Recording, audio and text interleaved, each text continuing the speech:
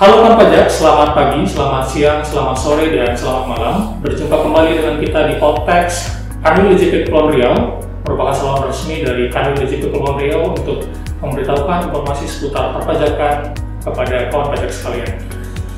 Pada kesempatan kali ini, kita telah kedatangan narasumber yang sangat luar biasa. Ada Pak Suyanto sebagai penyuluh pajak ahli media, dan ada Pak Herman Eka Putra sebagai penyuluh pajak ahli pertama. Selamat siang Bapak. Selamat siang Mas Roy. Siang Mas Roy. Apa kabarnya Bapak, sehat? Alhamdulillah saya sehat. Ya, situlah. Oke, baik kawan pajak sekalian, kami berharap juga kawan pajak dalam keadaan sehat. Perkenalkan, saya Agustika Tarigan sebagai host podcast Kanwil DJP Kepulauan Riau. Kali ini kita akan membahas tentang materi perpajakan yang lagi hangat-hangatnya, tentang harmonisasi peraturan perpajakan. Nah, langsung saja kita ke narasumber. Mungkin Pak Yanto, Pak. Kira-kira kan ini ada harmonisasi peraturan perpajakan ya Pak ya? Ada kata-kata harmonisasi. Kira-kira harmonisasi itu di sini apa sih Pak artinya Pak? Ya memang kalau ini Mas Roy, jadi kalau kita lihat sejarah daripada perkembangan peraturan perpajakan ini yang dimulai dengan reformasi perpajakan tahun 1983, jadi undang-undang itu menjadi beberapa bagian yang sepertinya berdiri sendiri-sendiri ya. Jadi ada KUP, ada PPH, ada PPN, kemudian ada penagihan dan undang-undang yang lainnya. Nah, ketika terjadi perkembangan zaman ya, kemudian undang-undang tadi menjadi direvisi dan seterusnya sampai terakhir ini karena dirasa bahwa diperlukan sebuah aturan yang begitu kompleks kemudian disatukan dalam satu kesatuan ya, agar memiliki roh yang sama ya, agar memiliki ketentuan yang saling membantu dan saling berhubungan dengan satu dengan yang lain. Maka dalam aturan yang terbaru ini, undang-undang yang terbaru yang akan disahkan nanti di akhir tahun ini dan berlaku tahun 2022, maka undang-undangnya nanti disebut sebagai Undang-Undang Harmonisasi Peraturan Perpajakan.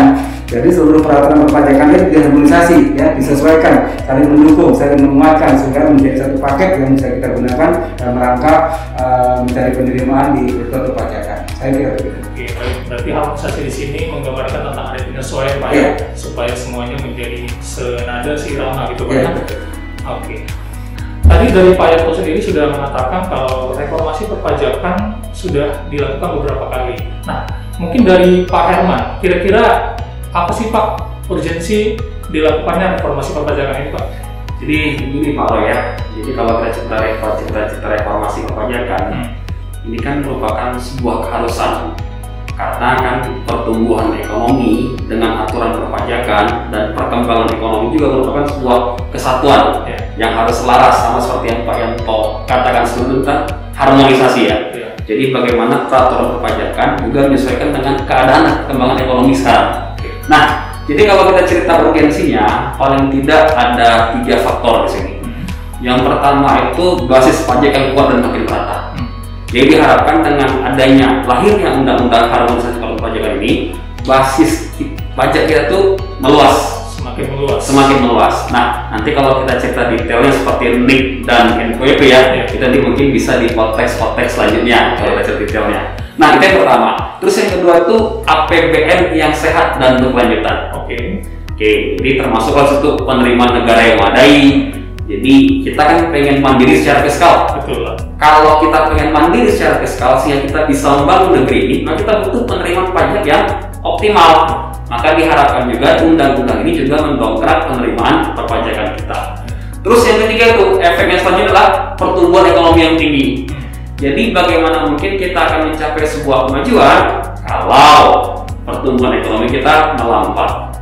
Jadi indikator kemajuan sebuah bangsa juga adalah konsistensi pertumbuhan ekonominya.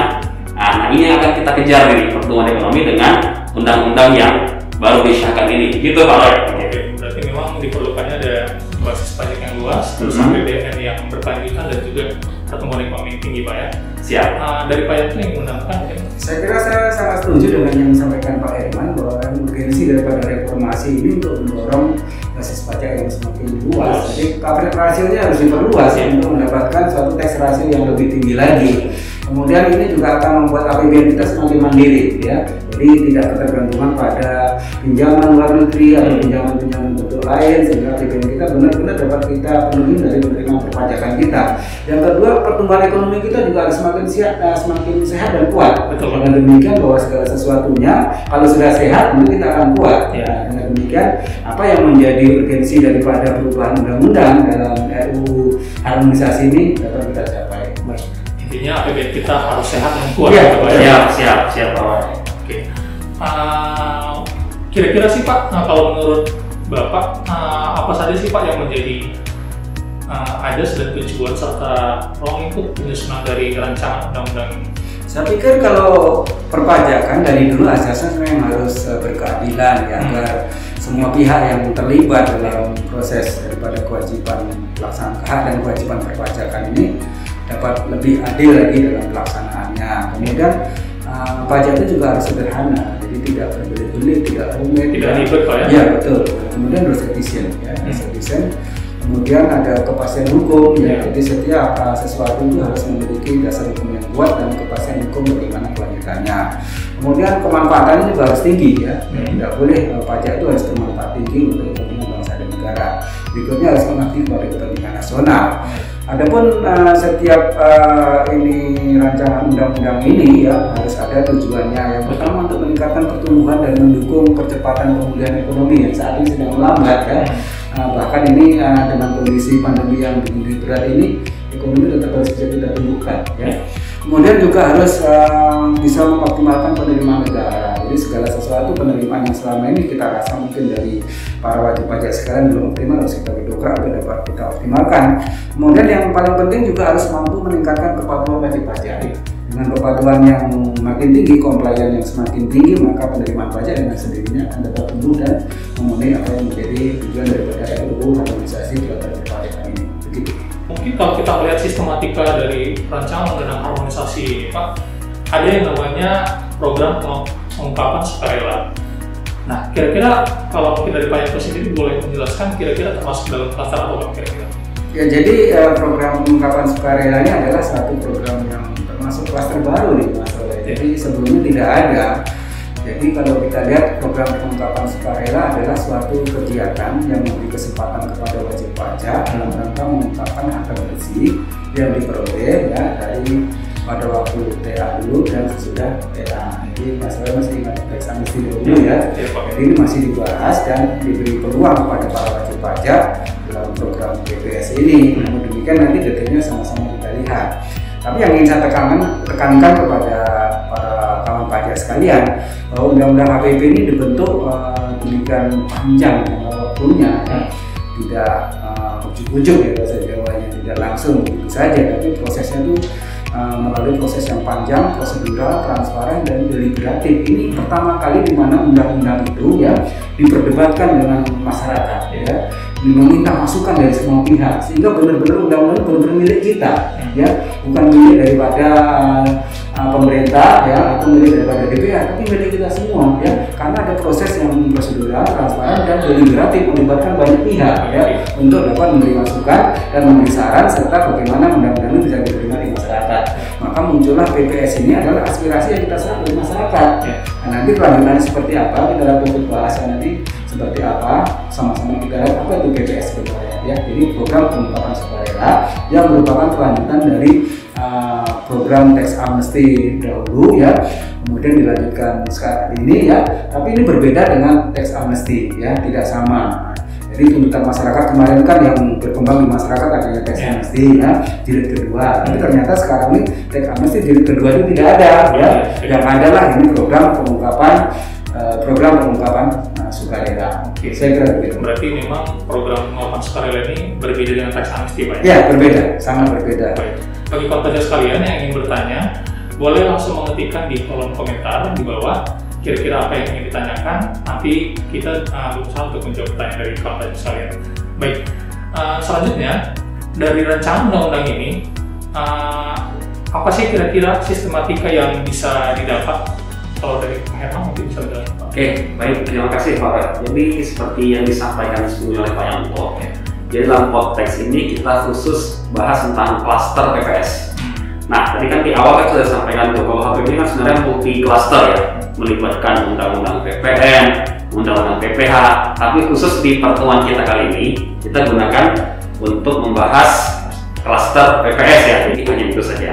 Nah, kalau dalam undang-undang ini paling tidak ada beberapa pasal nih yang mengatur tentang pengungkapan program pemakaman sukarela. Antara itu pasal 5 sampai dengan 7 dan pasal 8 sampai dengan 12.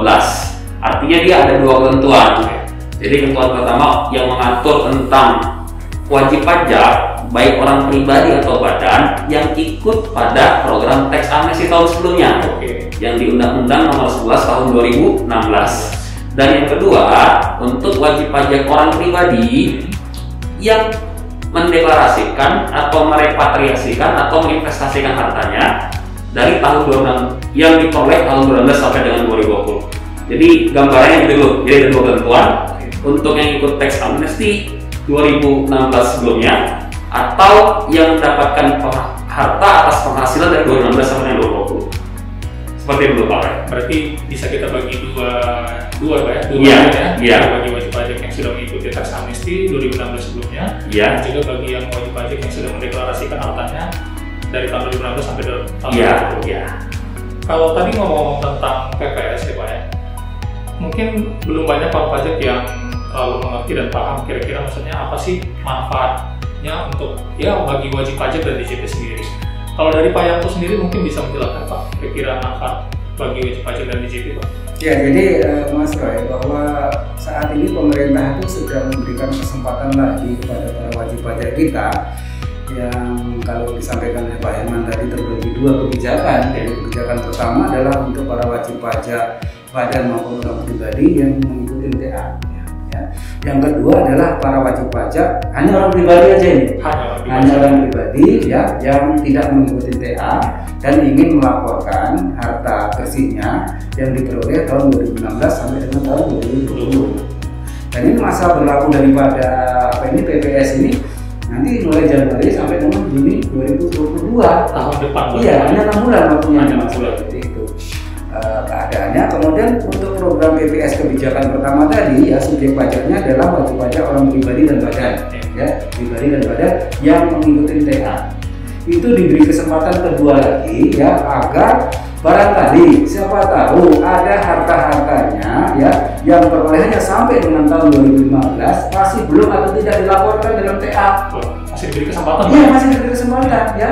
Jadi daripada pemerintah nanti wajib pajak tadi diberikan sanksi berdasarkan undang-undang TA, di mana harta bersih yang diperoleh tadi ternyata tidak atau belum dilaporkan, itu sanksinya 200%. 200%. Maka dengan mengikuti program PPS ini ya, sanksinya bisa kita lihat nanti jauh lebih rendah karena kita tidak bayar tebusan lagi, tapi membayar PPh final.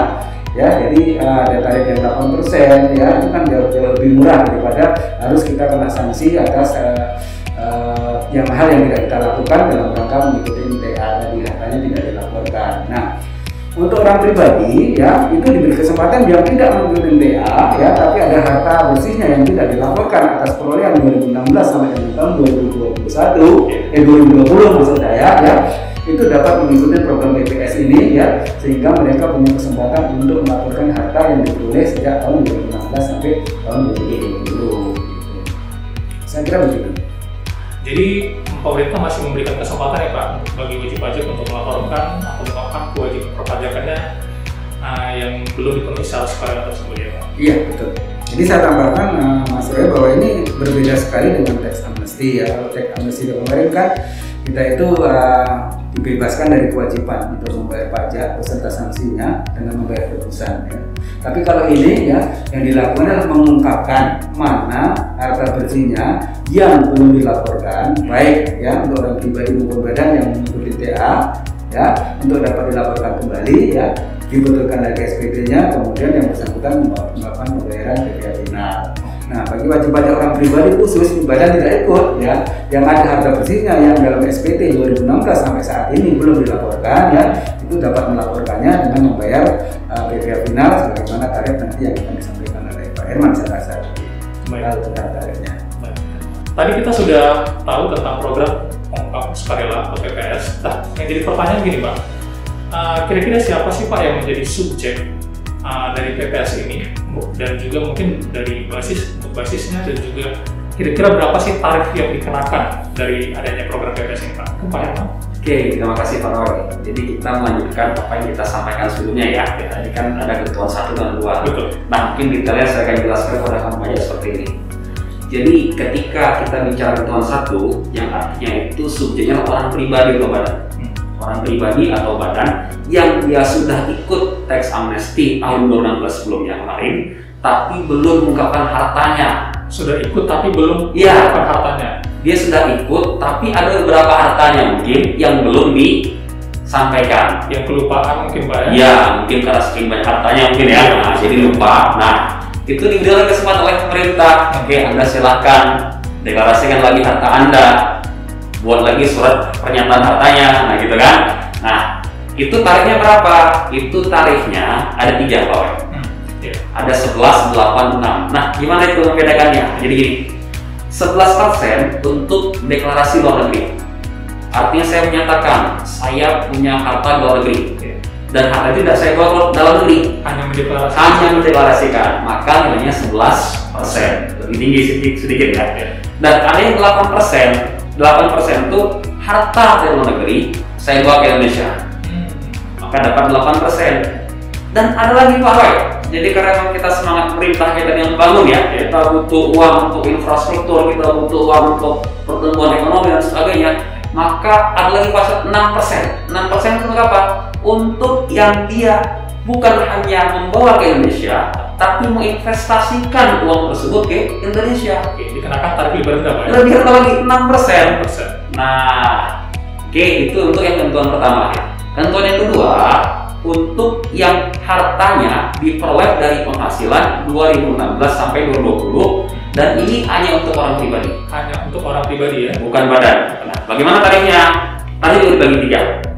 Sama seperti sebelumnya, ada 18% untuk yang hanya mendeklarasikan. Iya. Ada 14%, maaf ya, 14% untuk yang merepatriasi, yang membawa ke dalam negeri, dan yang paling kecil ada 12% untuk yang bukan merepatriasi, tapi dia menginvestasikan ke Indonesia.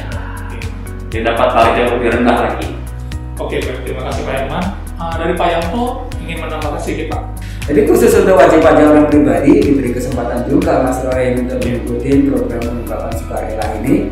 Bagi wajib pajak yang tidak atau belum melaporkan harta bersihnya yang diperoleh dari tahun 2016 sampai dengan tahun 2020. Tentu ini sangat bermanfaat bagi para wajib pajak sekalian, dan opsinya juga diberikan dengan memberikan tarif yang berbeda-beda dari tarif 8% sampai dengan 12%. Tentunya ini karena pemerintah memberikan kesempatan kepada wajib pajak, terserah opsi mana yang ingin dipakai. Ya, jadi ada keuntungan yang diberikan pemerintah, juga ada keuntungan bagi wajib pajak sekalian. Begitu kira-kira Mas Roy. Intinya pemerintah memberikan opsi Pak ya, Iya. bagi wajib pajak untuk memilih. Mungkin dari Pak Herman ingin memberikan proses apa Pak? Oke, terima kasih Pak Roy. Jadi kawan pajak sekalian, sekarang kita dalam era keterbukaan informasi. Ada automatic exchange of information ya. Arti DJP mendapatkan data baik dari pihak internal maupun eksternal, dari kementerian, lembaga, dan dari pihak lainnya baik dalam maupun luar negeri.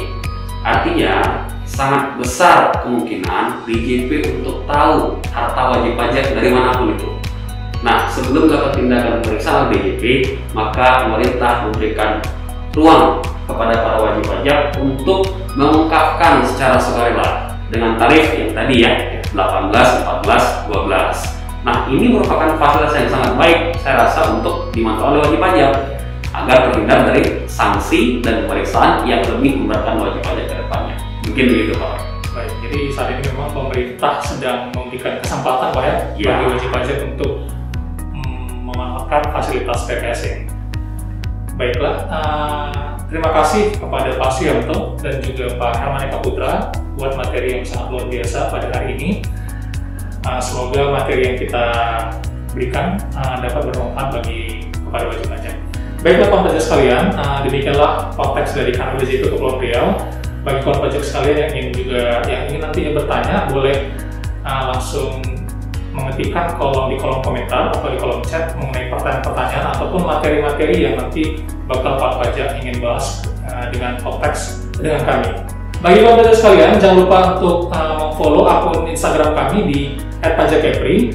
dan juga di akun YouTube kami di Kanwil JP Kepulauan Riau untuk mendapatkan informasi seputar perpajakan yang terbaru dari Kanwil JP Kepulauan Riau. Nah, bagi kawan pajak sekalian juga kita ada hotline di 0824 1500 200. Baiklah Pak Pajak, demikianlah konteks kita pada hari ini. Sadar, peduli, dan kontribusi. Sampai jumpa.